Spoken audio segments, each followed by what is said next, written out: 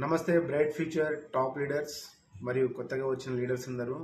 First మన bright future గురించి చెప్తున్న విషయం మార్జిన్, ప్రొడక్ట్ మార్జిన్, క్వాలిటీస్ ఎలా ఎలా ఉన్నాయో బయట మార్కెట్లో ఐటమ్స్కి, మన మార్కెట్ ఐటమ్స్కి.